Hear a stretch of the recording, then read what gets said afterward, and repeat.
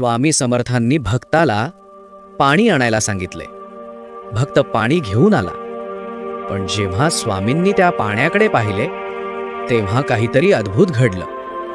ते पाहून त्या भक्ताच्या डोळ्यातून अश्रू वाहू लागले. अक्कलकोटामध्ये स्वामी समर्थांच्या एका भक्ताच्या घरी मोठा धार्मिक कार्यक्रम सुरू होता. अनेक अतिथी आले होते.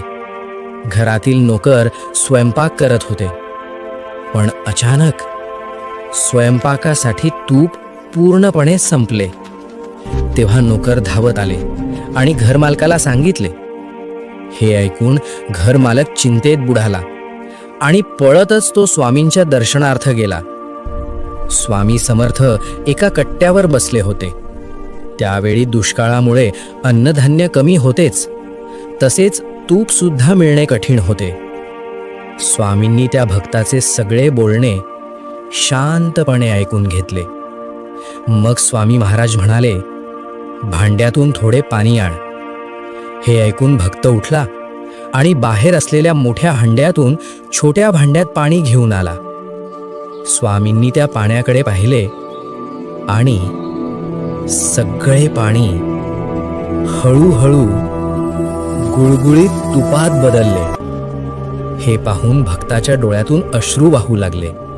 त्याने स्वामींना विचारले, स्वामी, हे कसे शक्य झाले? यावर स्वामी म्हणाले, तुझ्या घरातील पाहुण्यांना वाढ.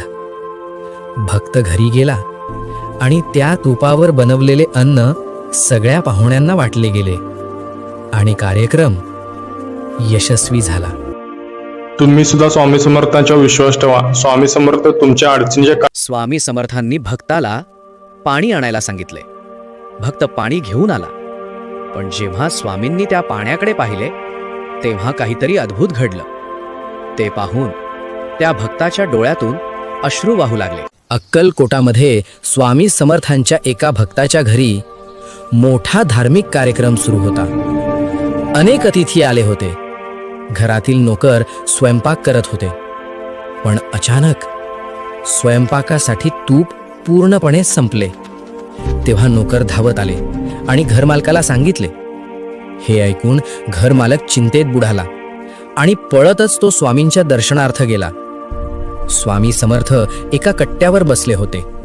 त्यावेळी दुष्काळामुळे अन्नधान्य कमी होतेच, तसेच तूप सुद्धा मिळणे कठीण होते.